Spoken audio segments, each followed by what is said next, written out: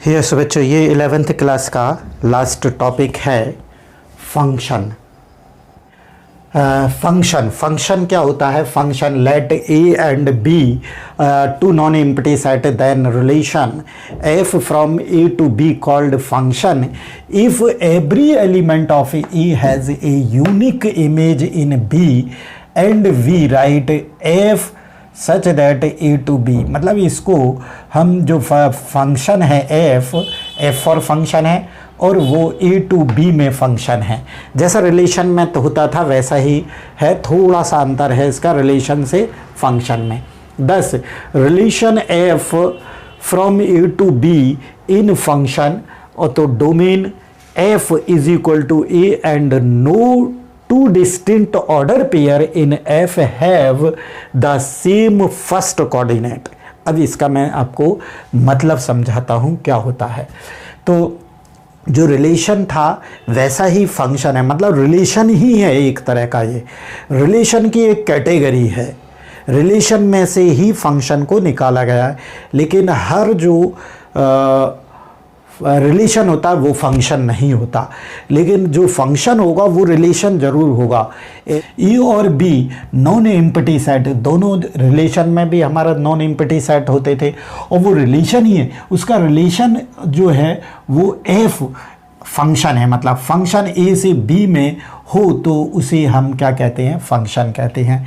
अब कह रहा है कि if every element of A has a unique image in B, मतलब सेट ए में जितने भी एलिमेंट होंगे प्रत्येक एलिमेंट की एक और केवल यूनिक मतलब एक के अलावा दूसरी इमेज नहीं होगी। ठीक है प्रत्येक एलिमेंट की एक यूनिक इमेज होगी।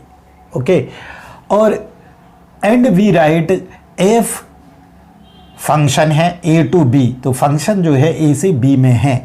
दस relation F from A to B is a function A B belongs to F, जो हमने रिलेशन बनाया था। तो अगर एफ ए बी जो ऑर्डर पेयर जो बनाया है वो रिलेशन जैसा ही था, यहाँ पर रिलेशन था आर था तो यहाँ फंक्शन है। तो ए बी का जो ऑर्डर पेयर होगा जो फंक्शन में है वो उसको हम लिखेंगे F A is equal to B. इसका भी मैं अभी थोड़ी देर में मतलब बताऊंगा ये क्या है।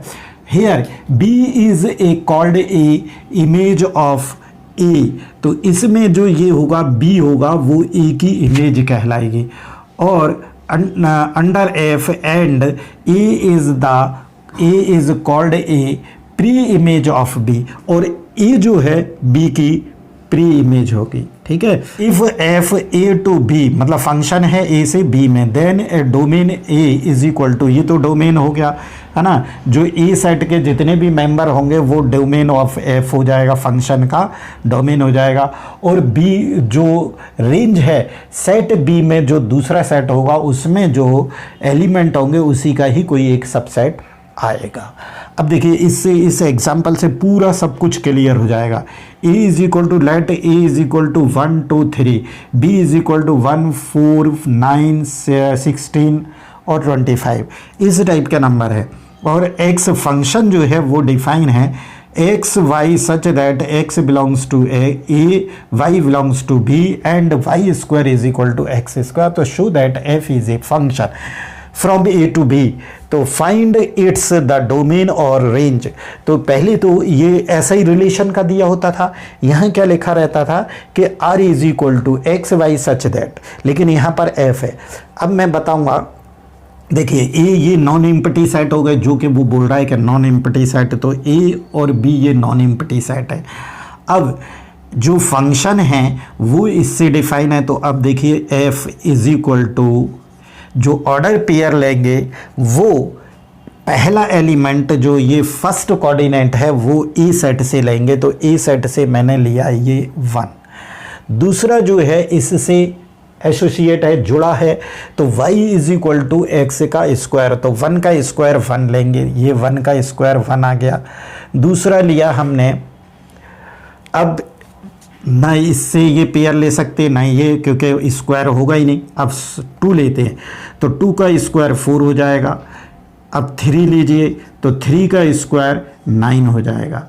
तो अब ये एलिमेंट जो है पूरे जो है ये इसमें होना चाहिए। तो ये पूरा फंक्शन हो गया।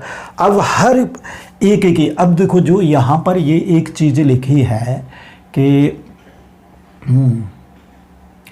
Every element of A has unique image.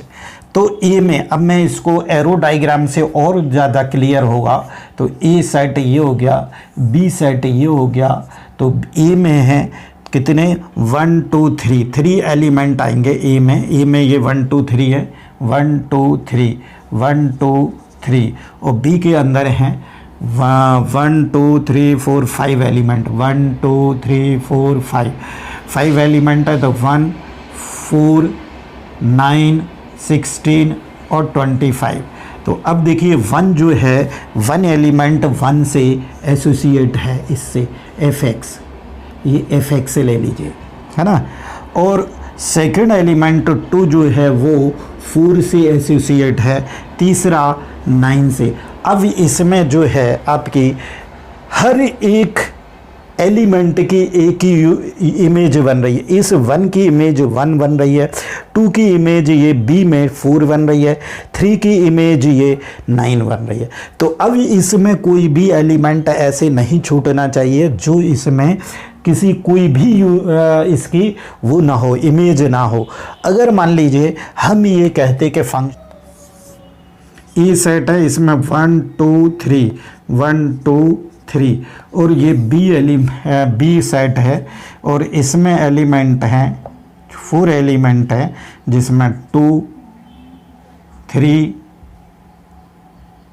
4 9 ऐसे एलिमेंट है और ये फंक्शन ये जो है इसी से डिफाइन है। तो अब 1 का स्क्वायर यहाँ पे बन ही नहीं रहा, तो ये 1 किसी से भी नहीं जुड़ेगा इस एलिमेंट से, क्योंकि हमको इसमें ऐसा एलिमेंट लिखना है कि जो इसका स्क्वायर करने पे यहाँ पे मिल जाए। तो 1 का स्क्वायर करने पे 1 आएगा, तो 1 एलिमेंट है ही नहीं, तो ये किसी से जुड़ेगा नहीं। ठीक है। अब 2 का स्क्वायर करेंगे तो 4 आएगा, तो 4 इसमें है तो ये इससे एसोसिएट है। 3 का स्क्वायर करेंगे तो 9 आ गया, 9 इसका, तो ये फंक्शन नहीं है। क्यों नहीं है? क्योंकि वो कह रहा है कि ए में जितने भी एलिमेंट होंगे उसकी एक यूनिक क्या होगी, इमेज होगी। तो 1 एक एलिमेंट इसमें ए में है जो कि इसकी इमेज बी में नहीं है, कोई भी इमेज नहीं है। ठीक है, इसलिए ये फंक्शन नहीं होगा। एक और एग्जाम्पल मैं देता हूँ इसमें, ये आपको क्लियर हो गया। अब दूसरा एक और एग्जांपल देता हूं मैं। सपोज ये ए है और ये बी सेट है, इसमें 1 2 3 1 2 3 है और यहाँ पर 1 2 3 4। मान लीजिए कि ये रिलेशन नहीं दे रहा, मैं दूसरा दे रहा हूँ, जैसे 2 और कुछ लिख देते हैं, ए बी सी लिख देते हैं, ए बी सी और डी है। तो 1 जो है ए से एसोसिएट है और 2 जो है वो भी 1 से एसोसिएट है और 3 सी से एसोसिएट है। तो ये भी देखो वो कह रहा है कि जो ए में हो, जो सेट ए में जो एलिमेंट होंगे उसकी एक इमेज होगी। तो 1 की इमेज ए की है, ए है, और 2 की भी एक सिंगल इमेज है और 3 की भी सी इमेज है। तो ये भी एक फंक्शन है। लेकिन अब आपके पास ऐसे भी आएंगे सेट, सपोज ये ए है और ये बी है, 1 2 3 एलिमेंट्स हैं इसमें, और यहाँ पर A B C D, A B C और डी इस टाइप के एलिमेंट हैं। तो 1 की इमेज आ गई 1 और 2 की इमेज, और 1 भी सी से ऐड है और ये 2D से ऐड है और 3B से ऐड है, ऐसा। तो ये फंक्शन नहीं है। क्यों नहीं है फंक्शन? क्योंकि देखिए 1 की इमेज E1 की इमेज E बन रही है और 1 की इमेज CV बन रही है। अब यहाँ पर देखिए 2 एलिमेंट हैं 1 और 2, दोनों की एक इमेज बन रही है। मतलब ये क्या जोड़ा है, देखो 1A, एक ये ऑर्डर पेयर हुआ 1A और दूसरा हुआ 2A और 3C, ऐसे ऑर्डर पेयर होंगे ना ये फंक्शन में। ठीक है, ऐसे ऑर्डर पेयर होंगे 1A 2A और 3C, 1A 2A सो 3C। तो ये कह रहा है हाँ, and domain F is equal to A and no two distinct ordered pair in F have the same first coordinate. तो देखिए जो इसमें जो डोमेन F है, F A सेट हो गया, 1 2 3 A हो गया।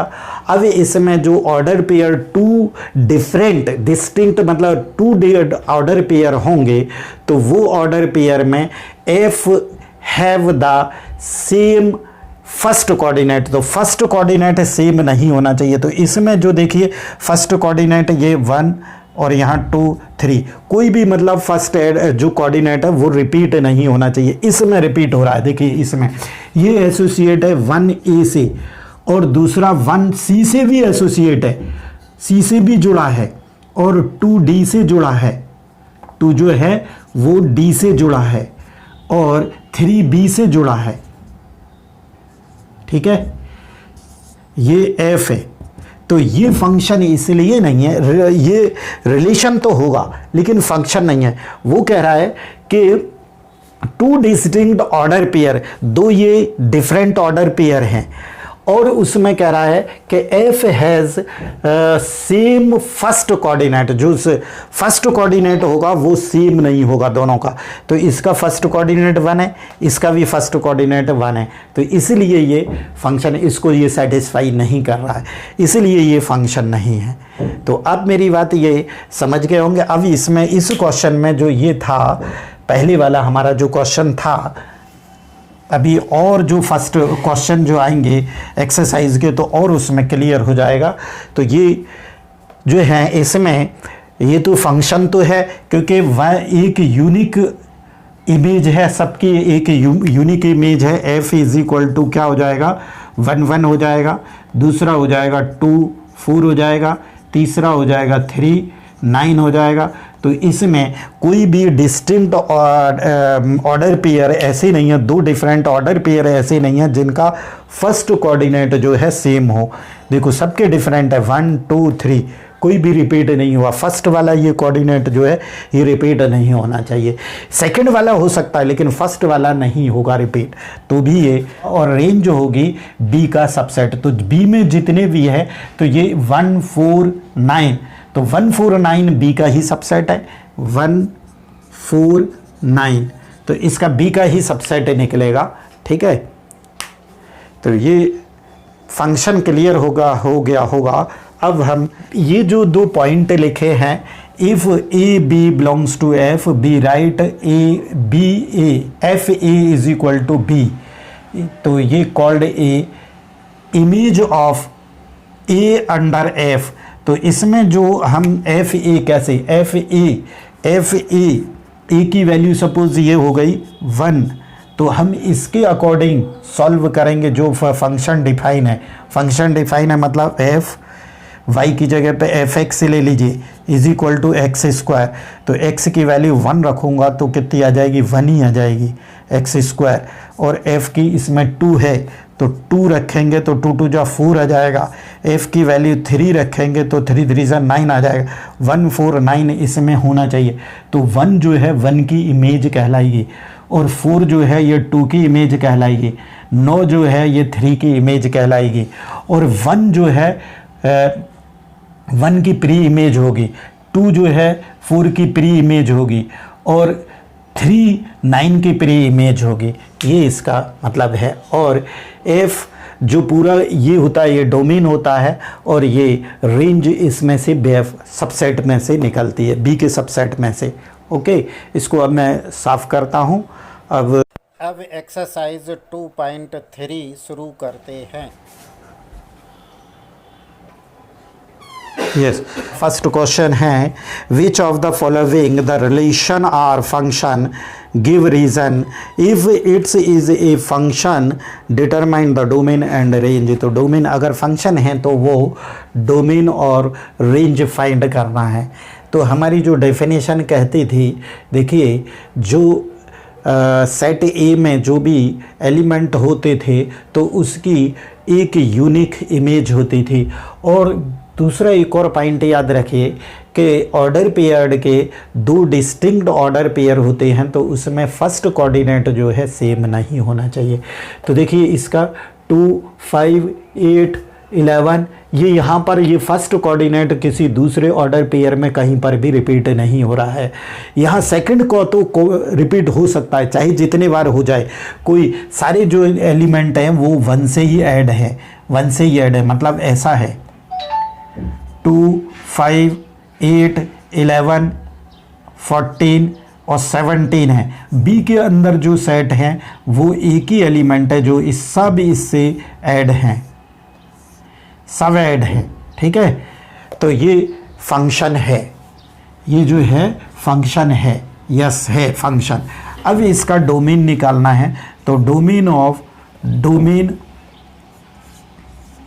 फर्स्ट वाला है, domain of F is equal to, तो फर्स्ट एलिमेंट जो होता है, फर्स्ट एलिमेंट के 2, 5, 8, 11, 14 और 17, 2, 5, 8, 11, 14 और 17 जो रिलेशन में था वही है।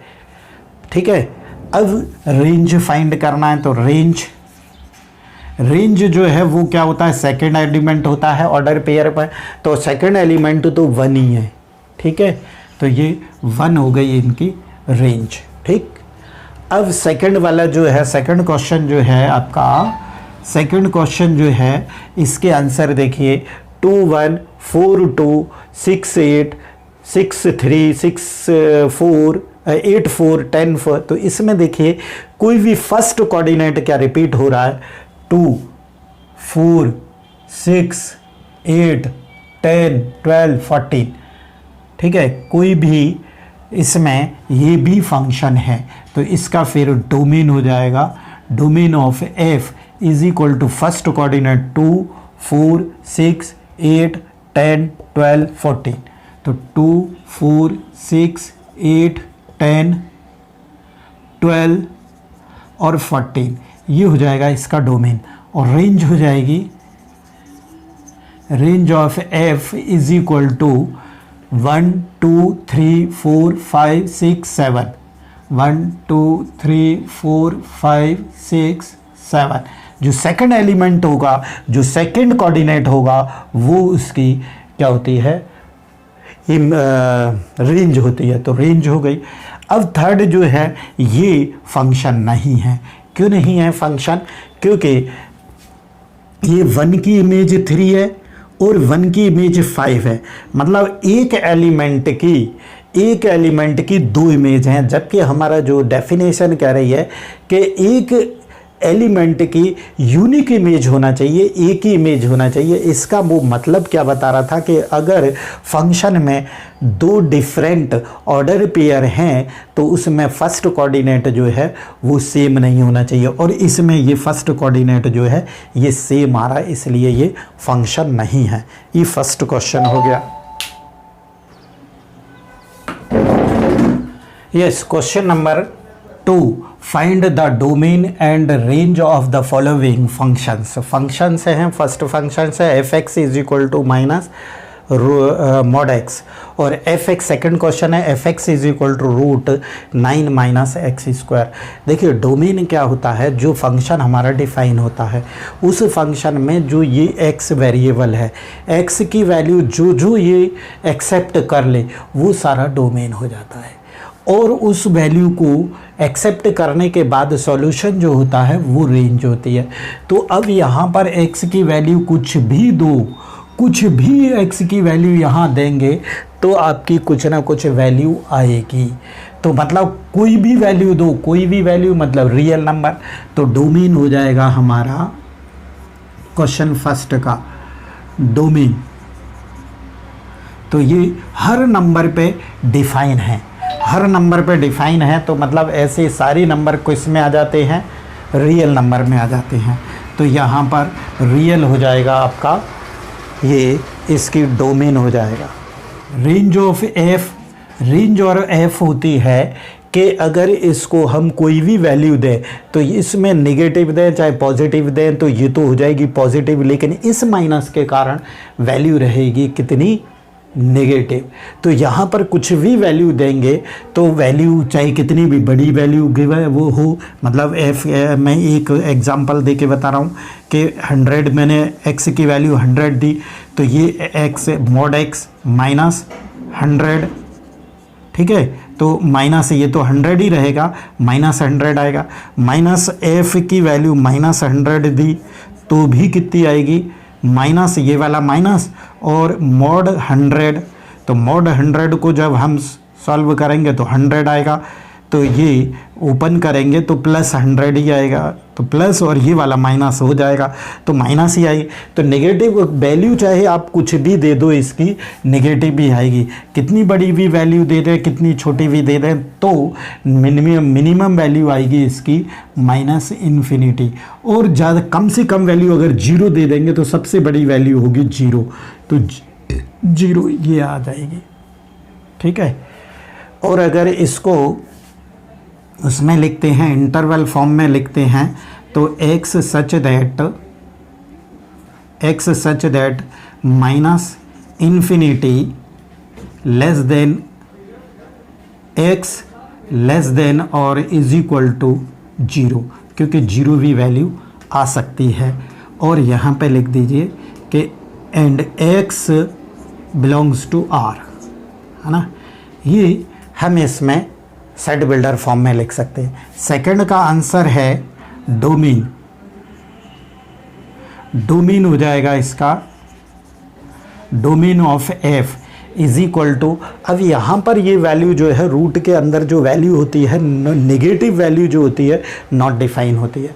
हमें मालूम है कि ये इसकी जो वैल्यू होती है नेगेटिव अगर वैल्यू आ गई तो ये क्या होगी, नॉट डिफाइन होगी। तो ये वैल्यू या तो 0 आ जाए या फिर पॉजिटिव आ जाए, तो मतलब 9 माइनस एक्स स्क्वायर या तो ग्रेटर आए वैल्यू या फिर माइनस आए।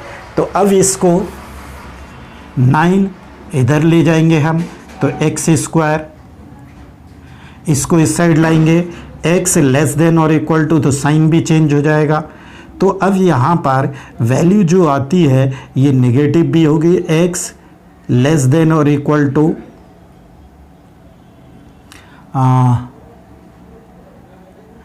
-3 से और +3 के बीच में,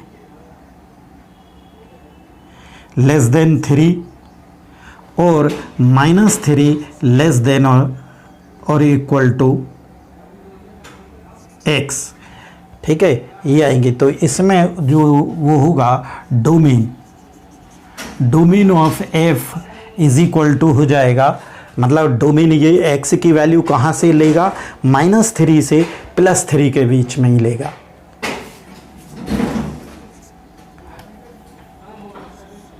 -3 टू +3, और इसको सेट बिल्डर फॉर्म में लिखेंगे तो x such that -3 less than और equal to x less than और इक्वल टू 3, ये और x बिलोंग्स टू r, ये इसमें सेट बिल्डर फॉर्म में आएगा। और रेंज हो जाएगा रेंज ऑफ f, रेंज इसकी जो आएगी -3 वैल्यू देंगे तो 0 आएगी, एक तो 0 आ सकती है और 0 के अलावा और क्या आ सकती है, प्लस में तो नहीं आ सकती है ना, नेगेटिव माइनस में तो इसकी वैल्यू नहीं आएगी।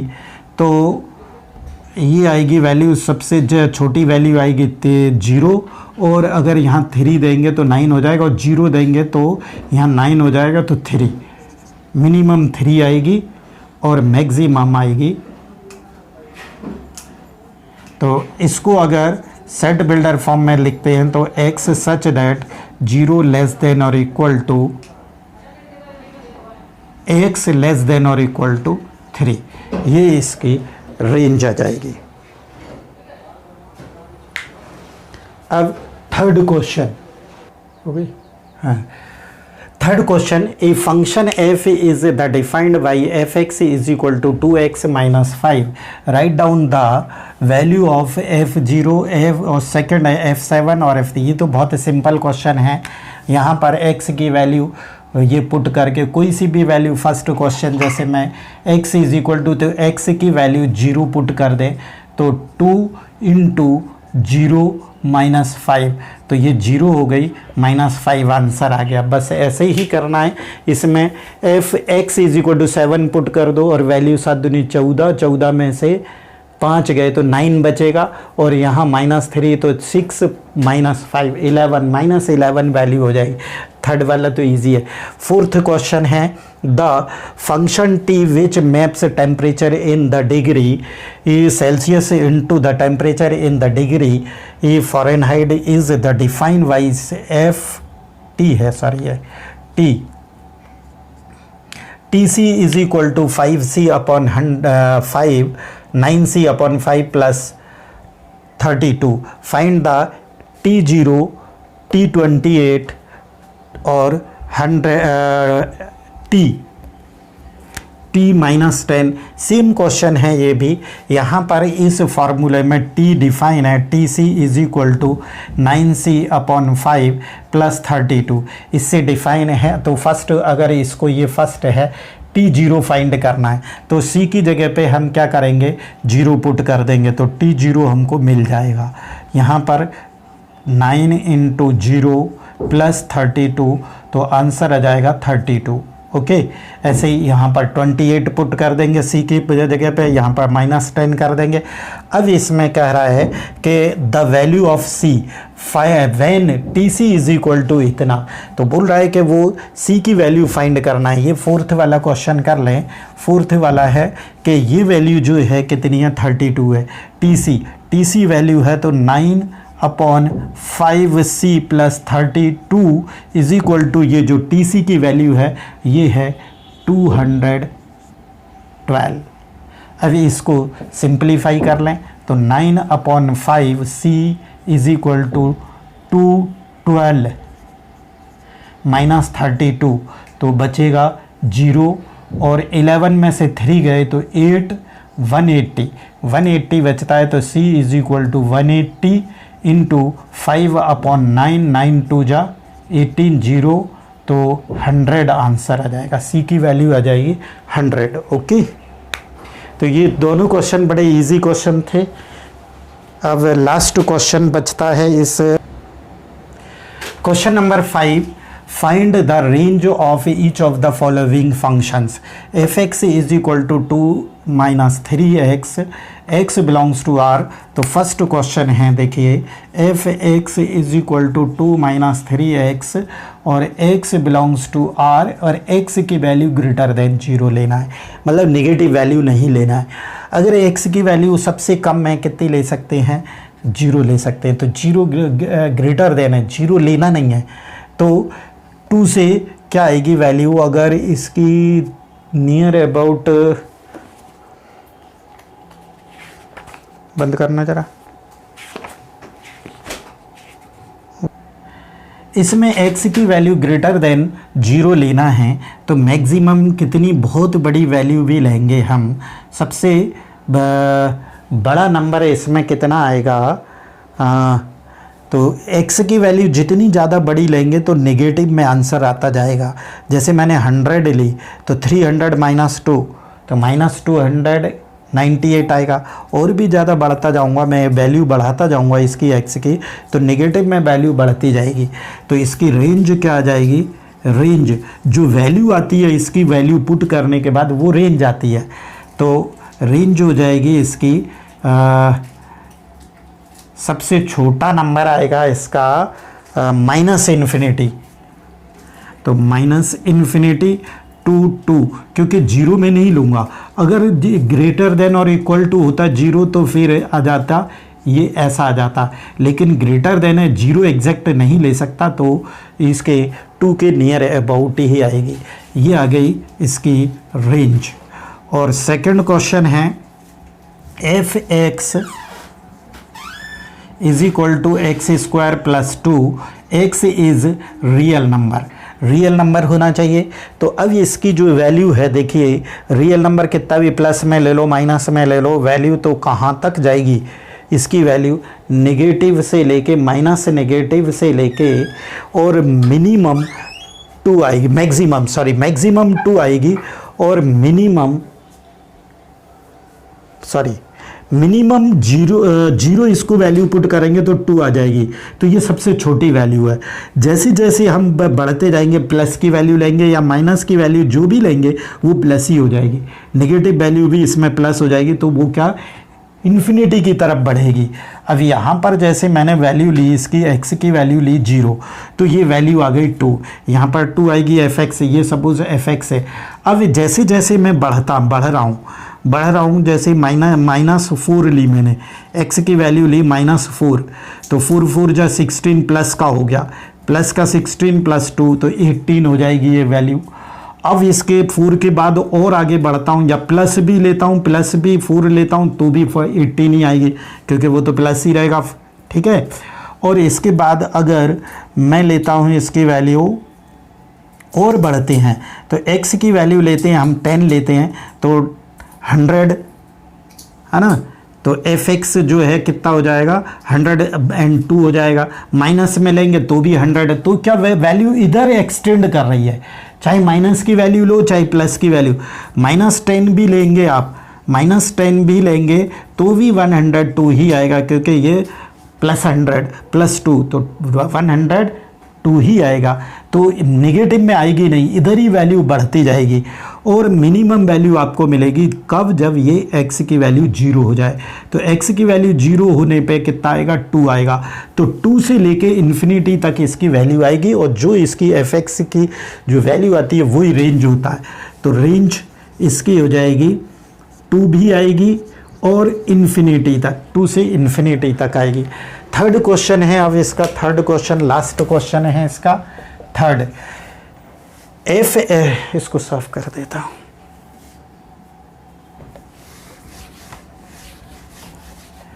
थर्ड क्वेश्चन है fx = x।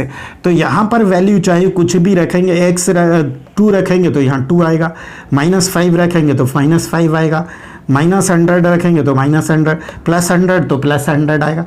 तो इसकी वैल्यू जो है, ये रेंज जो है वो कहाँ आ जाएगी, -इन्फिनिटी से +इन्फिनिटी तक जाएगी, मतलब कि पूरा रियल नंबर हो जाएगा। रेंज हो जाएगी इसकी, range of f = real number.